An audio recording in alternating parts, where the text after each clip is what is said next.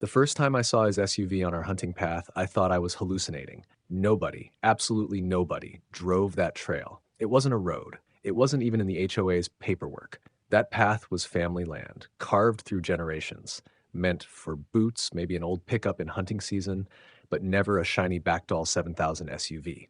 Before we dive in, comment which country you're watching from. Let's see how far this story travels. Now, let me back up and explain how this whole mess started. I've lived in this neighborhood for years, long before the HOA expansion reached our side of town. The trail behind my property wasn't just dirt, it was heritage. My grandfather had blazed it with a hand axe, my father had maintained it with an old tractor, and I kept it alive as my escape when the world got too loud. Then 6 months ago, a man named Stephen Carver bought one of those gaudy new McMansions at the corner. He didn't move in quietly. He stormed in like a sheriff claiming new territory. Within weeks, he had joined the HOA board, slapped a reflective vest on his chest that read HOA inspection, and started quoting regulations that sounded like they'd been made up in his bathroom mirror. First, it was my fence. He claimed the rails weren't aesthetically compliant. Then it was my mailbox, apparently too rural in aesthetic. But the last straw was the morning he drove straight through my hunting path. I was outside dressing a deer when I heard it, the crunch of tires over brittle autumn leaves. I looked up just in time to see his SUV crush one of my turkey decoys like it was roadkill. The tinted window slid down, and there he was. Slick hair, smug smile, clipboard balanced on the steering wheel. "This falls under HOA jurisdiction," he declared like he was quoting scripture. Clause 12.4, green corridors must be accessible for utility review. I stared at him, bloodied buck's leg still in my hand. "This is private land. You're trespassing," he smirked, eyes hidden behind his sunglasses. "Submit an application if you want to keep using it. Otherwise, don't be surprised if it's repurposed." He drove off, opera music echoing like a final insult. Fuming, I marched straight to the HOA office that afternoon to speak with Karen Whitfield, the president. If anyone could put him in his place, it should have been her. Instead, she folded her arms and sighed. "Well, Stephen is just very dedicated to community safety. If he thought your trail was a risk, I'm sure he was only trying to help." "Help?" I snapped. "He flattened my decoy and trespassed on private land." Karen just gave that dismissive little smirk. "Technically, all land inside the HOA's boundary can be reviewed for future planning. You should be grateful. Really, he's looking out for the neighborhood." That was it. The moment I realized the system wasn't just broken, it was stacked against me. That night, I skipped dinner, poured a third bourbon, and started welding. The spike trap was ugly, mean, and perfect, buried under leaves, angled for a perfect tire strike. The next morning, I sat on my porch, coffee in hand, waiting for round two.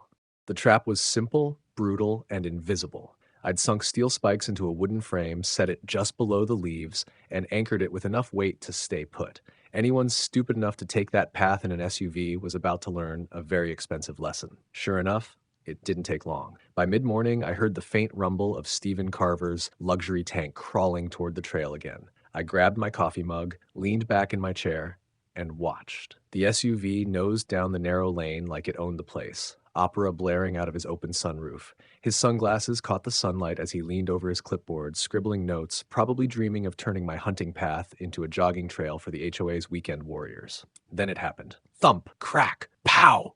The front tires blew in perfect unison, rubber shredding like wet paper. The back end slammed down next, rims grinding against steel, sparks spitting out like fireworks on the 4th of July. The SUV lurched sideways, skidded through the leaves, and finally collapsed into a pathetic heap right in front of my porch. Steven stumbled out of the driver's side, arms flailing. What the hell just happened?" He crouched down, staring at his mangled tires, veins bulging in his forehead. "This is sabotage. This is criminal." I took a slow sip of coffee. "Or maybe it's nature's way of telling you to stay off private land." He spun toward me, face redder than a boiled lobster. "Do you have any idea how much these tires cost? This SUV is valued at over 70 grand. You'll be hearing from my lawyer." If you're enjoying this HOA story so far, like and subscribe because the story is only going to get better. Stephen whipped out his phone, pacing in circles while muttering threats into the receiver. I could hear the word lawsuit repeated about 4 times in under a minute. He even tried snapping photos of the ground as if the leaves themselves were incriminating evidence. "Enjoy your pictures," I called out. "That trail's been in my family for 3 generations. You don't belong here, and you know it." He jabbed a finger in my direction. "Karen will back me up. The HOA has jurisdiction. You can't just lay traps like some lunatic in the woods." I smirked. "Funny. Because what you did, driving across private property without consent, that's called criminal trespass. Texas Penal Code Section 30.05 makes it pretty clear. If you enter land without the owner's permission, you're breaking the law. You want to take this to court? Be my guest. His jaw tightened. He didn't like that I knew the law better than he did. After 30 minutes of kicking dirt, ranting into his phone, and sulking by his wounded SUV, a tow truck finally arrived. The driver took one look at the shredded tires and muttered, "Man, someone did not want you up here." Stephen glared at me one last time before climbing into the truck. "This isn't over," I just smiled. "You're right, it's just beginning." Stephen wasn't the type to lick his wounds quietly. The man came back swinging, this time not with his SUV, but with paperwork. A week after the spike trap incident, I found an envelope taped to my front door. It was a notice of intent to sue. He claimed I'd created a hazardous environment and demanded compensation for the willful destruction of his luxury SUV tires. The kicker? He wanted $15,000 in damages. 2 days later, another letter came, this one with Karen's signature as HOA president. She accused me of violating community access easements and claimed the association had rights to regulate my back trail. She even threatened fines if I didn't remove unauthorized landscaping hazards.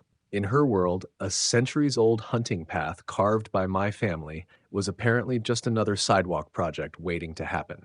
I wasn't about to take this lying down. I hired a property lawyer who nearly choked on his coffee when he read their claims. "They don't have a leg to stand on," he said. "This is an HOA land, this is your private property, and planting defensive measures against trespassers is well within your rights under state law." He pointed me toward 2 statutes, trespass law under Texas Penal Code 30.05 and private property protection under Civil Code 847. Both made it crystal clear Stephen and Karen had no business setting foot on that trail. Sure enough, the showdown came one afternoon when Stephen and Karen marched up my driveway together. Stephen's face was still red with indignation, and Karen had her clipboard like it was a sword. "You'll be paying for Stephen's SUV," Karen announced. "And if you think those little spike games will go unanswered, you've got another thing coming. We've filed with the court, and the HOA will back every cent of his claim." I crossed my arms. Funny you should mention court, because I've already filed trespassing charges, and unlike your make-believe HOA rules, mine come with legal teeth. Karen scoffed, but before she could fire back, the county deputy cruiser pulled up. Turns out Stephen had called him too, hoping to paint me as the aggressor. When the county deputy stepped out, Stephen and Karen jumped in like a rehearsed act. Karen rattled off her endangerment story. Stephen played the victim, pointing at his shredded SUV, and both demanded I be arrested. The deputy listened patiently, then turned to me. I handed over my paperwork. He looked through it, nodded once, then faced them. "Here's the truth. This land belongs to him. Those signs are legal notice. You drove past them anyway. That's trespassing, plain and simple." He fixed his gaze on Stephen. "And when trespass causes damage, you don't get sympathy, you get liability." Karen sputtered. "But the HOA doesn't overrule state law," the deputy cut her off. "He has every right to press charges."